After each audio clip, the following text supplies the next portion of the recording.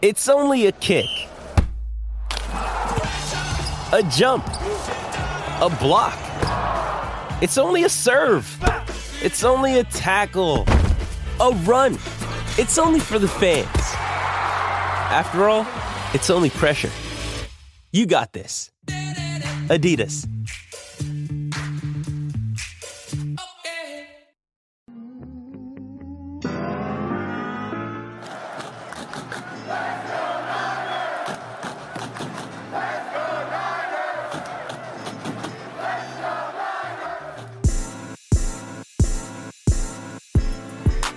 Welcome into the San Francisco 49er Access Podcast, and today we are going to preview NFL free agency. It starts next week on Wednesday, March 13th, but we're going to have two podcasts coming out, one being today, this show, or tomorrow morning on the audio platforms. Then next week on Monday, this one's going to be about who the San Francisco 49ers should retain. Of their 20 impending free agents, 19 unrestricted, 1 restricted free agent, who should the San Francisco 49ers try their best to bring back to make a run to the Super Bowl again next season? Then Monday, that's going to be who I believe they should target in free agency. Once the open market kicks off, they can go sign other players on other teams. Don't forget to like, share, and subscribe to the show on YouTube and on the audio platforms. And without further ado, let's dive into who of the 20 impending San Francisco 49er free agents should this team do their best to retain in the free agency period starting next Wednesday, March 13th. Let's start at the very top here. Let's start with the one restricted free agent San Francisco has, and that is arguably their most important free agent, Juaun Jennings. Juaun Jennings, to me, embodies everything Kyle Shanahan wants in a San Francisco 49er. He blocks well. No block, no rock. He's clutch. He's called third and Juaun for a reason, and in the most pivotal stretch of this past season in the playoffs, he was arguably your best player. Now, things do get tricky when it comes to Juaun Jennings. You already have to pay Brandon Ayuk. I think they get that deal done. Both of those sides, Ayuk and San Francisco, have both said they want to get a deal done. But San Francisco has been honest and said, we're probably not going to work things out until after free agency is over, well into the OTAs and training camp period of the offseason program. And it doesn't help Juaun Jennings' case, it might help San Francisco's case, that this draft class is stacked and loaded with talent. There's rumors that there could be 10 first-round receivers. That seems a little too crazy, in my opinion. When you look at the mock drafts, there are just some guys that should be second-round picks that make sense to be second, third-round picks that might go in the first round. But for Juaun Jennings, San Francisco does hold a lot of value, not just to his name, but what they could get back in return if they let him walk. So Juaun Jennings, former 7th-round pick, Tennessee Volunteer, there wasn't much of an expectation. He's always had that dog in him back at Tennessee, but if San Francisco places a second-round tender on Juaun Jennings, one, I believe they get to match any offer that another team decides to offer him. And two, if he leaves in free agency, San Francisco would get back a second-round pick. That is the conversation. Does San Francisco value Juaun Jennings more than a potential extra second-round pick? That's tough because you can find your Juaun Jennings replacement in the second round, maybe, but I'm still of the opinion of when you get good players, you do not let them walk out the building. When you get players like Debo, Nick Bosa, guys who are at the top of their game, Fred Warner, you don't let those guys leave. But when you find people like Juaun Jennings in the 7th round that you find extremely valuable to the identity of your team, like, let me ask you this. How many other Juaun Jennings type players are there out there in the NFL? There's some, sure. But you've seen Juaun Jennings have blocking highlight tape. Just blocking guys into Gatorade bottles and whatnot. Juaun Jennings isn't one of a kind, but he is certainly amongst a group you don't find very often in the NFL. Now, I don't think Juaun Jennings, because this receiver class is so stacked, will find himself getting, 3 years, $21 million. But I do think Juaun can find himself making, 15 mil over 3 years, maybe 18 mil over 3 years. I think San Francisco should be obliged to match that offer. If I ask you this, Deebo Samuel often injured, Brandon Ayuk, great receiver. Let's say San Francisco can't come to terms with Brandon Ayuk. Okay, so what do? You have to bring back Juaun Jennings. Now, again, I think they get Ayuk done, but you cannot afford to lose 2 receivers in this class. And here's the kicker. San Francisco can't afford to bring back all of their starting receivers next year. Juaun Jennings has been a star, underrated in this offense since 2021 when he was catching touchdown passes from Deebo Samuel in the end zone against the Rams in Week 18. When he's throwing passes and catching passes for touchdowns in the Super Bowl. Why would you let your best player this past postseason leave when you can, one, match any offer? He's a restricted free agent, and I could dare say you're not going to find a Juaun Jennings replacement in free agency or the draft this year. I get you may have guys that have more speed, are better route runners, that maybe can do more things when it comes to having a better release or whatnot, working the outside of the sidelines and the seams better. What you're not going to find is a guy that is willing to block every single play, will take on cornerbacks and safeties and linebackers. And I guarantee if you said, hey, JJ, I need you to go out there and block the opposing team's best defensive end, he will say, okay, coach, I'll do whatever it takes. You're not going to find those guys everywhere. In fact, it's hard to find those guys at all. I think San Francisco needs, and I think they will indeed bring back Juaun Jennings. Then you have Randy Gregory, and I kind of put Gregory and Chase Young in the exact same category. You acquired Chase Young and Gregory at darn near the exact same time. Both mid-season acquisitions, and dare I say outside of 1, maybe 2 games in their tenure in San Francisco, were letdowns. We already went over the report of the team saying, we like Chase Young. We're open to bringing him back, maybe on a 1-year deal, but the reality of it is, Chase Young wasn't really who we thought we were getting from the Commanders. Now, 3rd-round pick for Chase Young, whatever, you didn't pay him much, you don't have to pay him now. But for Gregory's production, although wasn't expected to be, upper echelon defensive end, he again was a non-factor. For a guy you wanted to be a star pass rushing, at least rotational piece opposite Nick Bosa, in with Chase Young, in with Drake Jackson and Clelin Ferrell, Gregory at times was unplayable for this defense. I know Gregory's often been injured in his career. He's often had personal issues off the field. He has seemingly kind of got those things taken care of. And in the biggest game of the year, I thought Gregory was okay against Kansas City. Handful of run stops. I think had his best game in his last game. Unfortunately, I think it was his last game in San Francisco. When you look at the free agent market, Gregory's probably going to find himself making $6 to $8 million again this year. I don't think San Francisco finds any value bringing him back. I would not bring him back. I don't see the worth in bringing him back.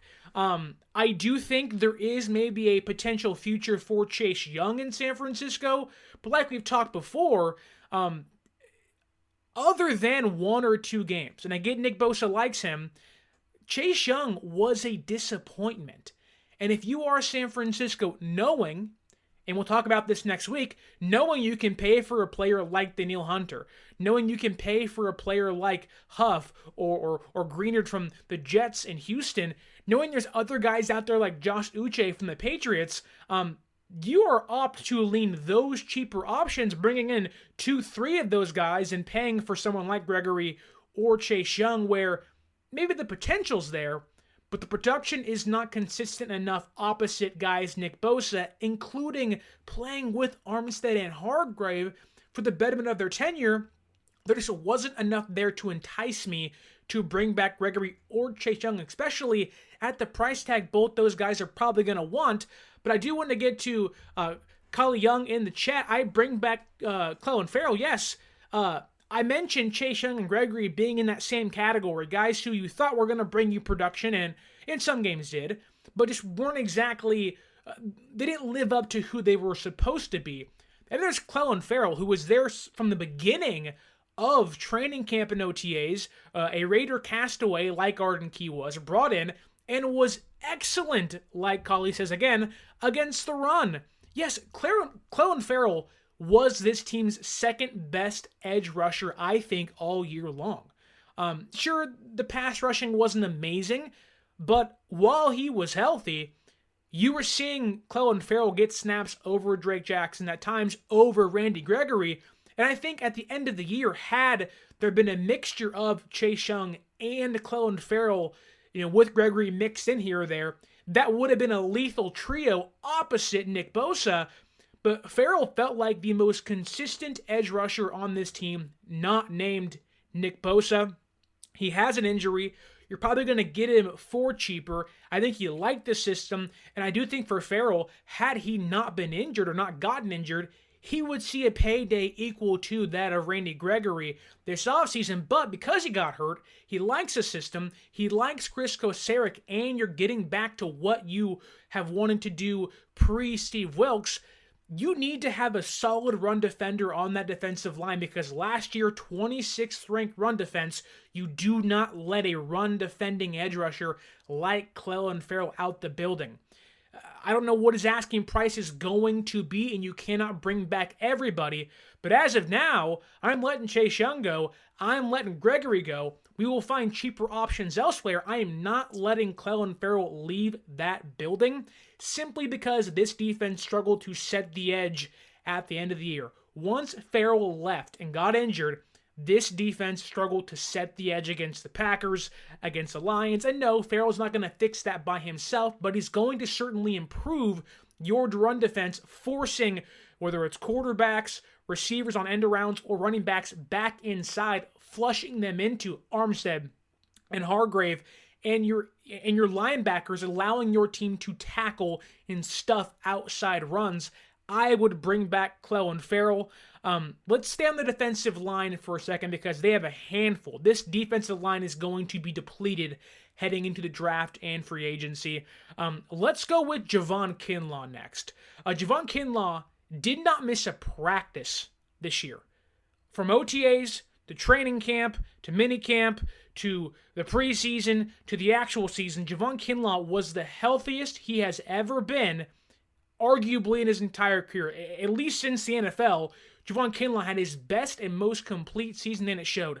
Juaun Kinlaw was great this year for the San Francisco 49ers. Sure, there were some off games here or there, but overall, when you lose Eric Armstead for a large chunk of the season, Juaun Kinlaw was able to step in and give you valuable production. Now, here's the kicker.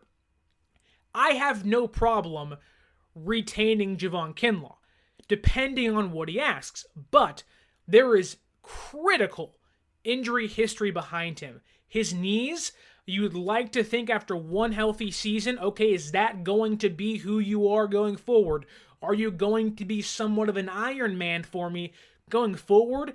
History would say no, which is why I think if you are San Francisco, you are reluctant to pay Juaun Kinlaw a large chunk of money or commit to him for multiple seasons. If it's me, I'm going the Clelin Ferrell route here. Hey, we'll give you a year and $4 million.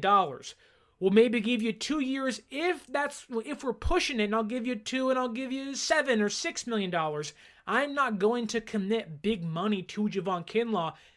I do not like rewarding one complete healthy season of the 4 you've had. Now, can injuries be behind him? Sure. I'm okay with rewarding this year if it's a cheap 1 year, kind of reprove it to me, right? Clelin Ferrell had a good year.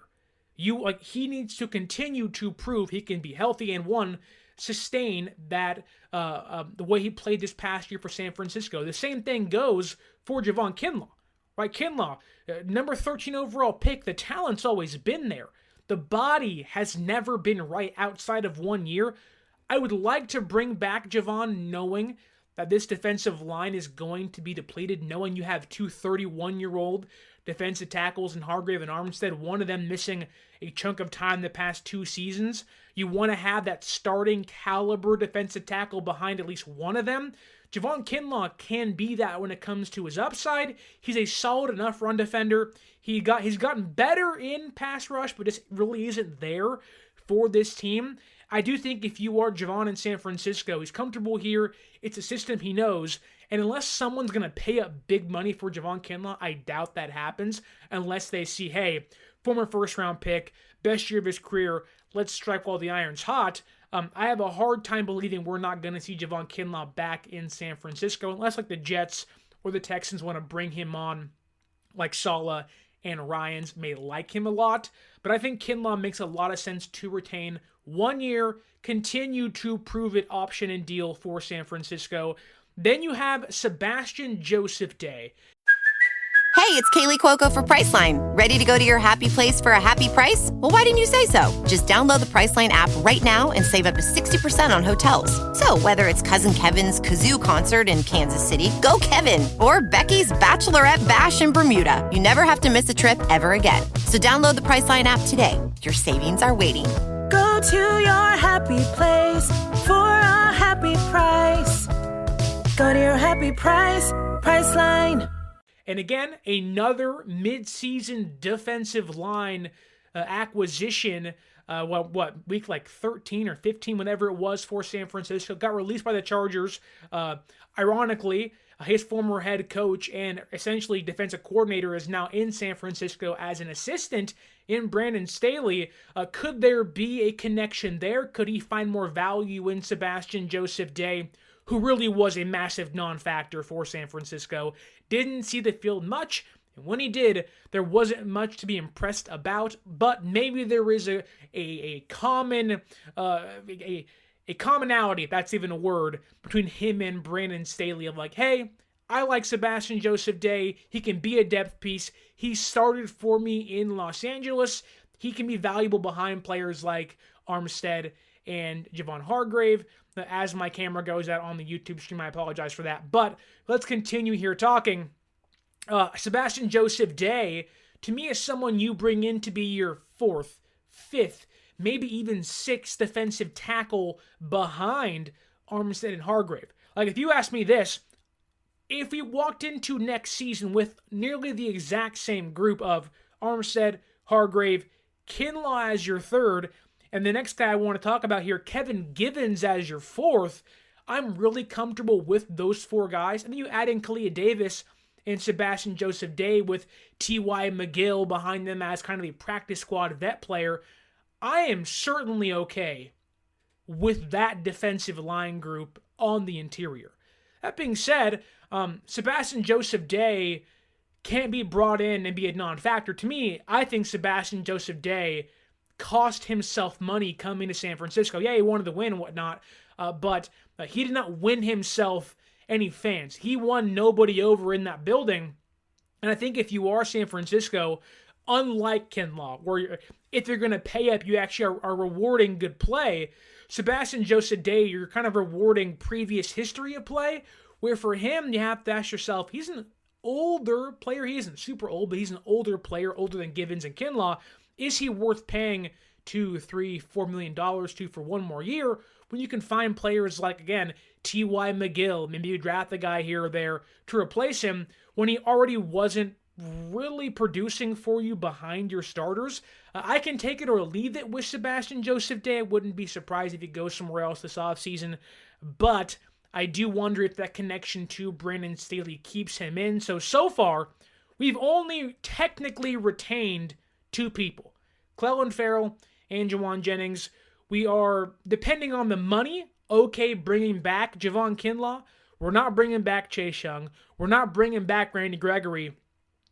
We would like to bring back Kevin Givens. I think Givens, is their third best defensive tackle. He would start over Javon Kinlaw. But other than that, I'd rather have Givens back than Kinlaw, in my opinion. But it all depends on money. San Francisco has to restructure a handful of people, extend Brandon Ayuk.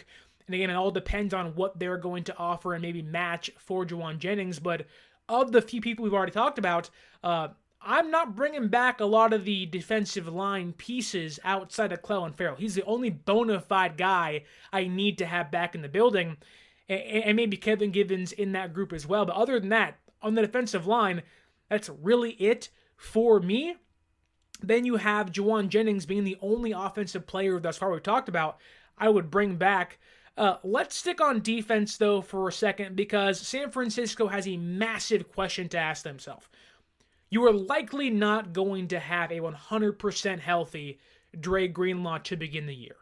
And can you rely on rookies or second-year pros now, guys going into their sophomore NFL campaign in D. Winters, who didn't see the field much, or Jalen Graham, who really didn't see the field at all this past year?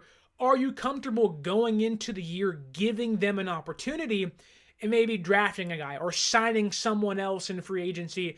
Everyone's pointing to Azeez Al-Shire.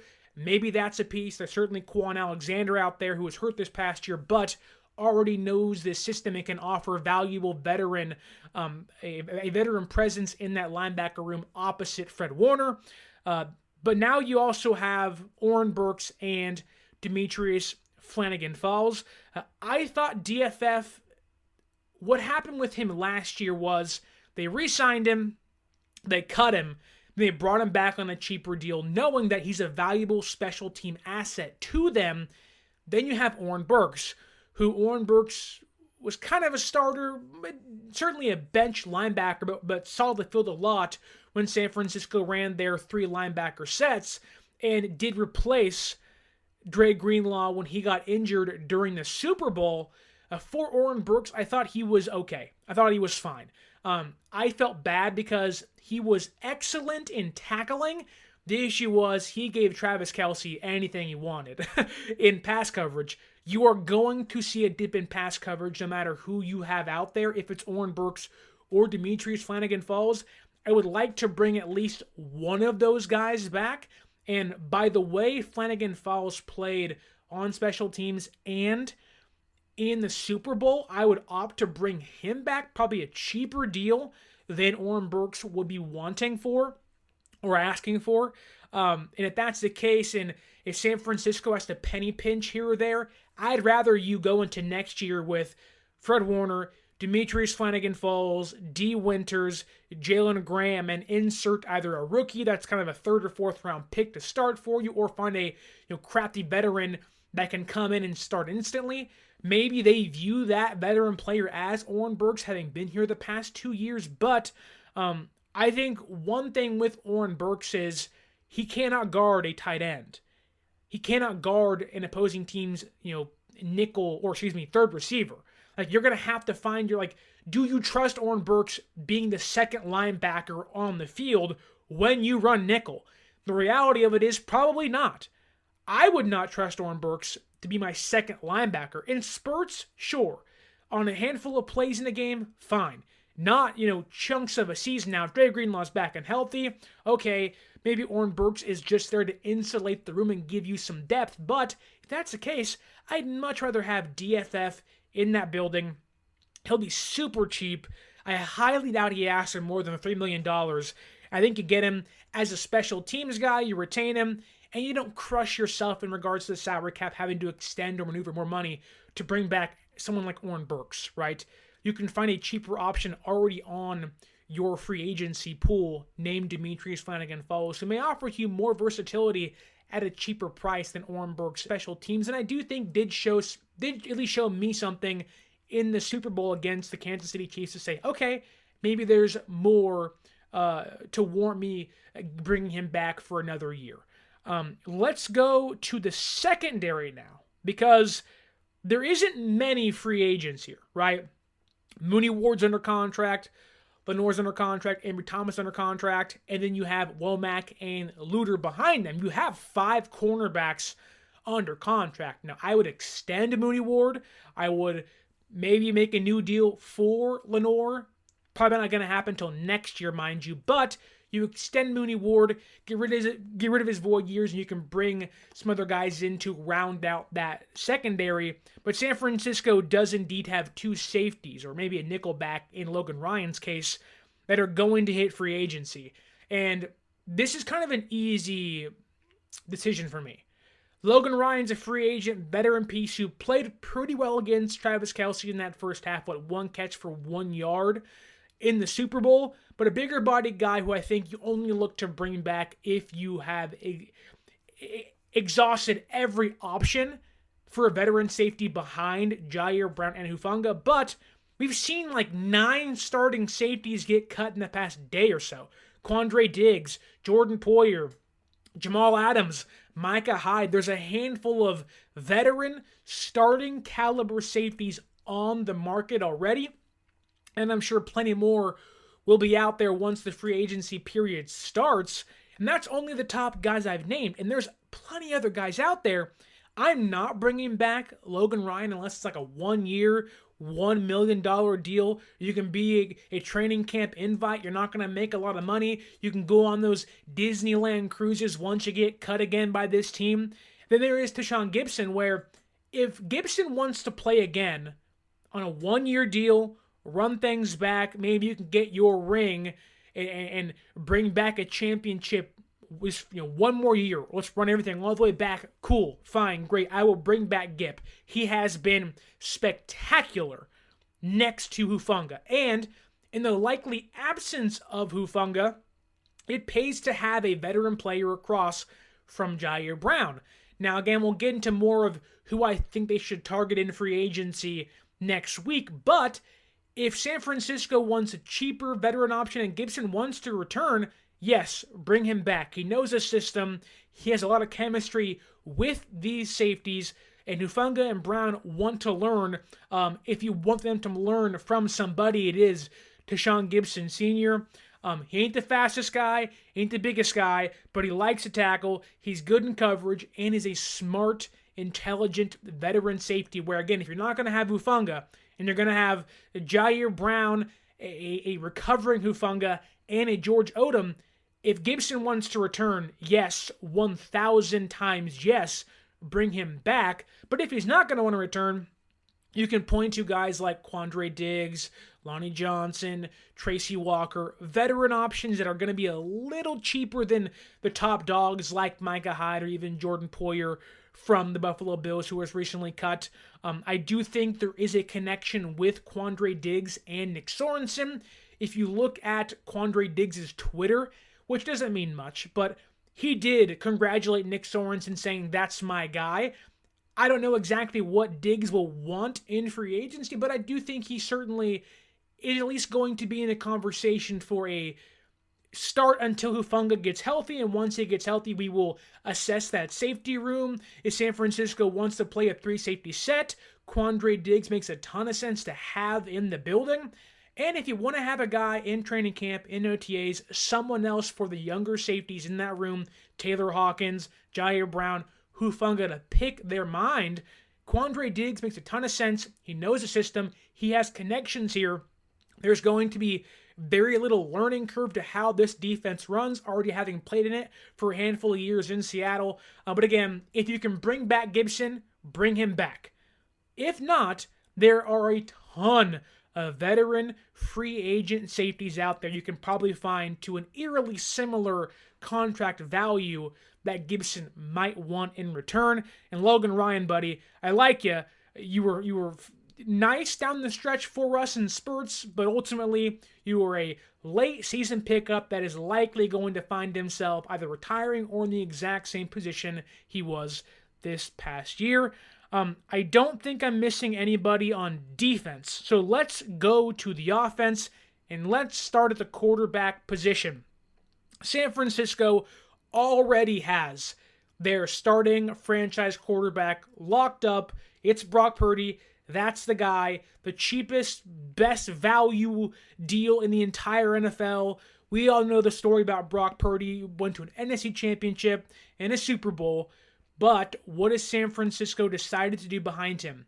They're going to insulate that room and get a good quarterback number 2, get a good backup quarterback, get a good quarterback 3 in case something insane happens like 2022 where everybody got hurt.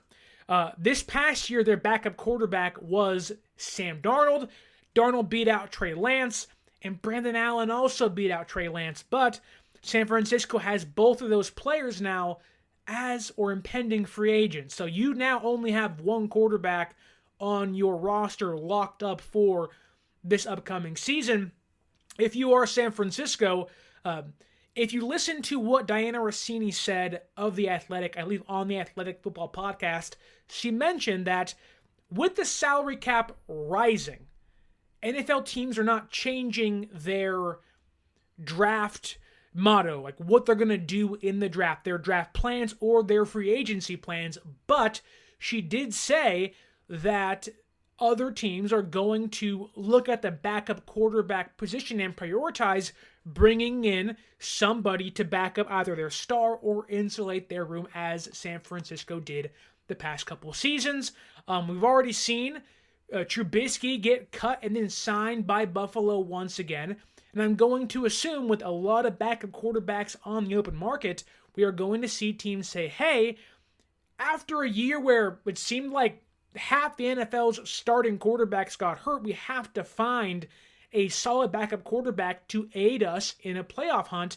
Like, imagine the Vikings, who started 4 different quarterbacks this year, having just one stud backup quarterback or a player that can actually lead them and win a handful of games. That's not Nick Mullins. That's not always Joshua Dobbs.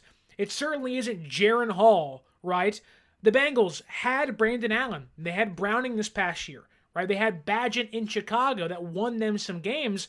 I do think, like Rossini says, okay, if the NFL and other teams are going to prioritize backup quarterbacks, I think Sam Darnold would like to return to San Francisco. But if a team like the Broncos comes calling, a team like the Vikings come calling, a team like the Falcons come calling saying, hey, we have a rookie, we want you to either be the bridge quarterback for us or back up our star caliber quarterback, would you come here? I don't see why you would say no if you were Sam Darnold, especially if they're going to offer you more money than San Francisco would. Like, San Francisco, I think, goes into next year with Brock Purdy as their starting quarterback, then Brandon Allen as their number 2, because look, Brandon Allen backed up Joe Burrow. Why couldn't he back up Brock Purdy? Like, I don't like the idea of, well, Brandon Allen stinks. You haven't seen him in a game. Yeah, he isn't great. If he was great, he'd be a starter. But the reality of the situation is San Francisco will likely have to let Sam Darnold leave in the offseason and then bring back Brandon Allen to be this team's quarterback too. If you feel comfortable trading your first round, number 3 overall pick, who you traded 3 first-round draft picks for, to keep Brandon Allen over him, you better bring back Brandon Allen as your quarterback to the following season. I think that's exactly what happens this offseason for San Francisco. He'll be cheaper. I do think he is, like, when you listen to reporters talk about who Brock Purdy talks to in that quarterback room the most, it ain't Sam Darnold. It's Brandon Allen. I think Brandon Allen means more to Brock Purdy's, I don't want to say intelligence or mindset, but Brock Purdy leans on Brandon Allen in that room. It would be the best for the team itself and for Brock Purdy if they retained Brandon Allen.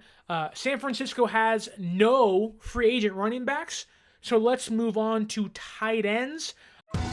Survivor 46 is here, and so is On Fire, the only official Survivor podcast, and we have a twist this season. The winner of Survivor 45, Dee Valladares, will be joining us every week. We're going behind the scenes of the biggest moments, the how and the why things happen, and the strategy and analysis you can only get from someone like me, a Survivor winner. Listen to On Fire, the official Survivor podcast, wherever you get your podcast. We already talked about Juaun Jennings. We will get to Ray McCloud in a second, but I want to get to tight ends because San Francisco and John Lynch made it a point to say we need a number 2 tight end behind George Kittle. Now, Kittle is the bona fide number 1. There are just really nobody else in the NFL outside of maybe Travis Kelce that can do what George Kittle does. And I would like to think after watching 2 Super Bowls where George Kittle's a non-factor basically through both of them, San Francisco, and openly admitted this, they want to make it a point to bring in a backup tight end that can run block, can be valuable in the passing game. They tried that in 2020 when they brought in Jordan Reed. Then Kittle got hurt, then Reed got hurt when Kittle came back healthy, and vice versa. That, I think, is what they're going to try again. And don't forget, they brought in Jordan Reed. They drafted Charlie Warner. They already had Ross Dwelley. This past year, they drafted Braden Willis in the 7th round or 6th round, whatever it was. And then they drafted Cam Latu, who didn't play at all this year, who I would like to think, if they believed in, and he wasn't some vanilla prospect where you don't see much in regards to, he's not a physical specimen. He has dropping issues. He doesn't block very well. I don't know what exactly they see, like call the young ass. Does he make the roster? Maybe. But I can also see Cam Latu being a former 3rd-round running back like Trey Sermon, like Ty Davis Price, getting cut in a year. There's a reason why they had to bring back Ross Dwelley, Charlie Warner. Cam Latu was the worst tight end in training camp this past year. Troy Fumagalli outplayed Cam Latu. The difference is he didn't have that 3rd-round draft stock next to his name. Can Cam Latu surprise us? Sure. I hope he plays great. It benefits myself and the team. And if it helps the team, bring it on. But San Francisco is going to want to go out there and find themselves a number 2 tight end option that can also block and be good enough in the passing game to alleviate George Kittle of his inline tight end, be the 6th, offensive lineman for us in the biggest game of the year. Charlie Warner, great blocker, not a good receiver. Ross Dwelley, a average, maybe above average receiving tight end, not a great blocker. They do not have someone that can do both. They're super hard to find, but I can also tell you it's not Braden Willis and it's not Cam Latu. Now, Jonnu Smith already got signed, and I am certainly okay with bringing back somebody like Charlie Warner or even bringing back the entire tight end room just for OTAs and training camp and minicamp.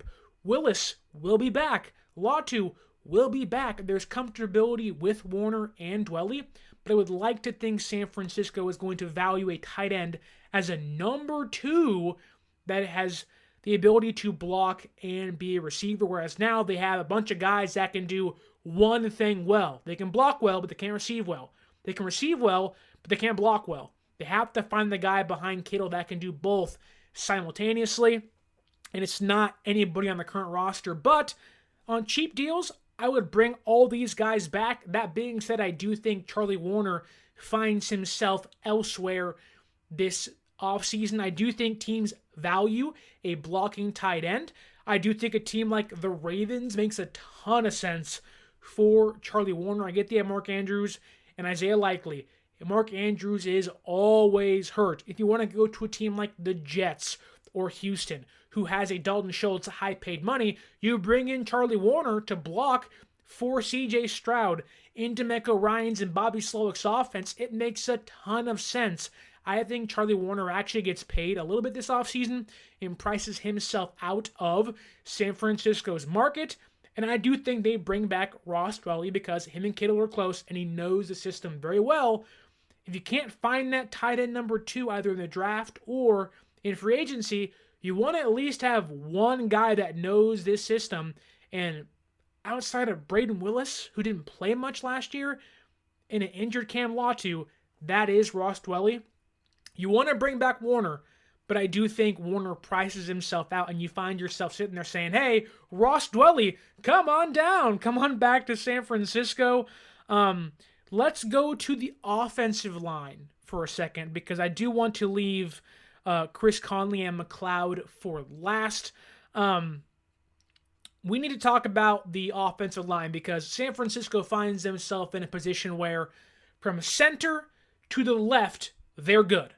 I have a hard time believing they're going to replace Trent Williams because that would just be the dumbest thing ever. But I also have a hard time believing they're going to replace Aaron Banks, former second-round pick, and Kyle Shanahan loves to have a veteran center. Alex Mack, Weston Richburg, now Jake Brendel. I have a hard time believing Jake Brendel does not make this team next year. He is this team's starting center. Makes the most sense to be this team's starting center. Sure. Was he perfect this past year? No. Was it a step down from 2022? Yes, it was. But he was still a valuable, solid enough veteran center that Kyle Shanahan likes. But it is the right side of the offensive line. Right guard and right tackle. I am someone who firmly believes San Francisco is going to be in the market for an elite edge rusher during free agency. I am also someone who believes they are going to likely sign or draft a right tackle in the first round. Okay, you have right tackle figured out. Where does that leave you for your impending free agents?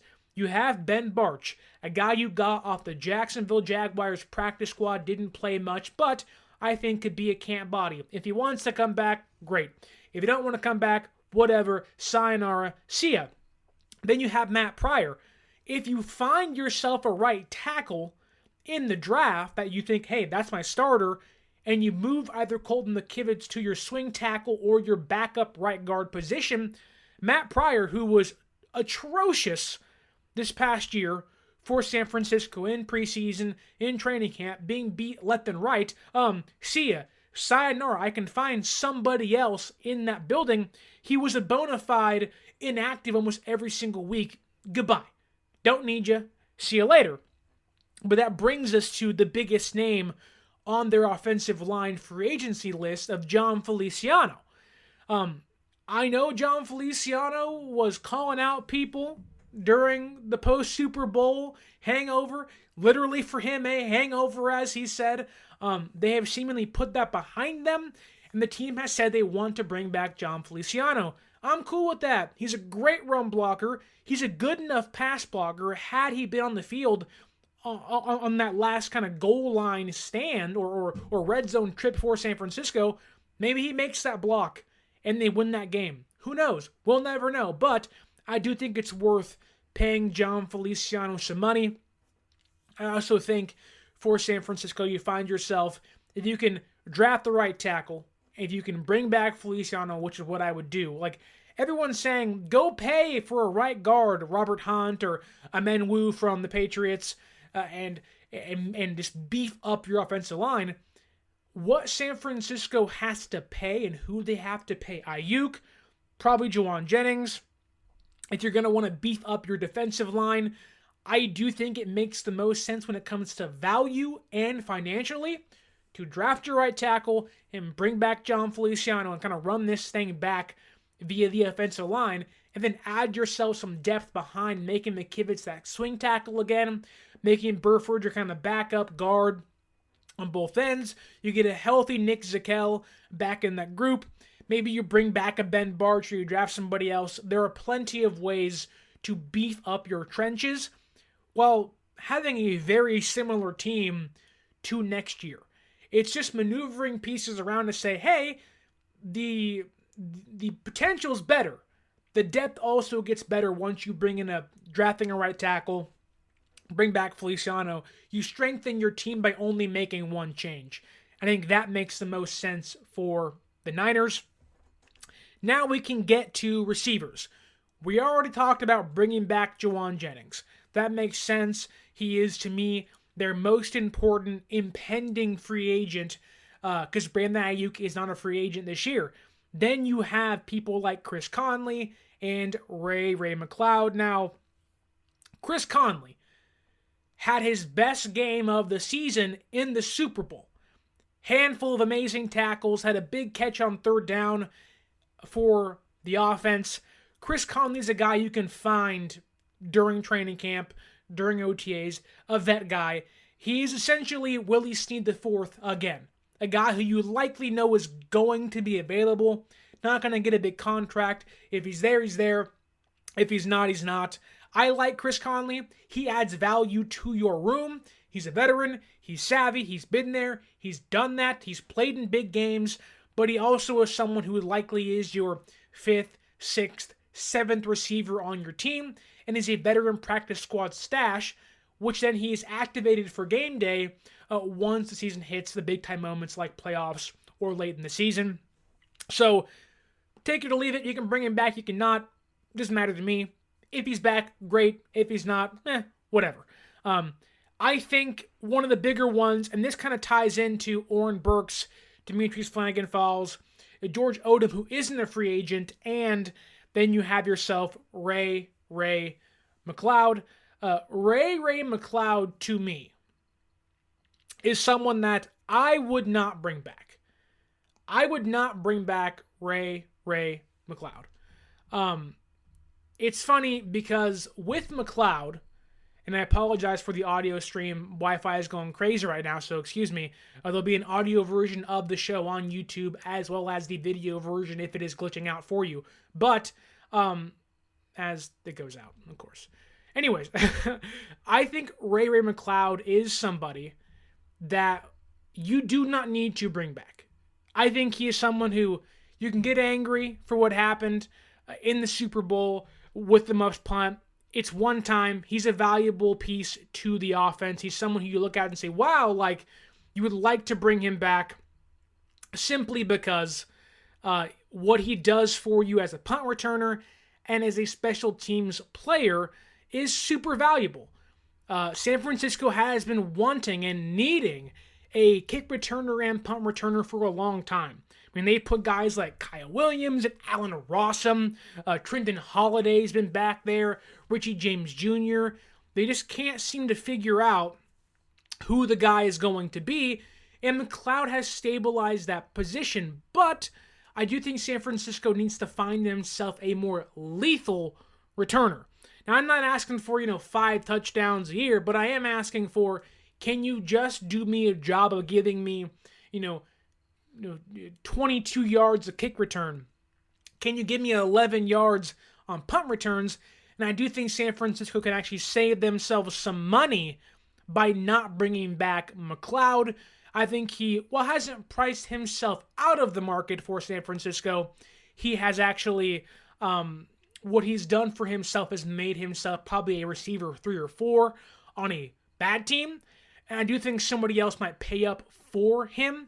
And San Francisco might sit back and say, hey, if we can save ourselves $2, $3, $4 million and put that somewhere else on the roster or pay a young rookie that exact same money, we will do that. So of their impending free agents, I'm technically only wanting to bring back Juaun Jennings, Brandon Allen, Ross Dwelly if Charlie Warner will not return, Demetrius Flanagan-Falls, Kevin Givens, John Feliciano, and Clarence Farrell, but guys like Gregory and Chase Young and Sam Darnold and Kinlaw and Gibson if he retires, Sebastian Joseph Day, Oren Burks, McLeod, Logan Ryan, Conley, Pryor, Barch, and Warner, they can all go. And San Francisco will find themselves sitting back saying, hey, we have a lot of money to spend if we can restructure guys, but also we're not losing too much talent. Yeah, there's some depth that'll be gone. We have 11 draft picks. You have to think, of their 20 impending free agents, if you bring back 4 or 5, you insert 11 guys in that group, and that's not including the guys you can sign elsewhere from other teams in free agency. I think San Francisco is going to find themselves in a good position when free agency starts, and once it's all over, I do think San Francisco is going to be in a good spot again next year once it begins. But that's all I have for you today. NFL free agency starts next Wednesday. Stay tuned. Monday, we will then talk about who I want San Francisco to target from other teams when free agency begins. Don't forget to like, share, subscribe, and leave that review on the audio and on YouTube. I apologize for the Wi-Fi glitching out, but there will be an audio version of the show on YouTube as well. So again, don't forget to like, share, subscribe, leave that review. Don't forget to follow us on social media at 49ers_access is the Twitter or X. 49ers.access is the Instagram. And you can also use our promo code 49ersaccess, 49ERSACCESS at SeatGeek.com and save yourself $20 off your first purchase at SeatGeek.com. My name is Sterling Bennett, and as always, until next time, stay faithful.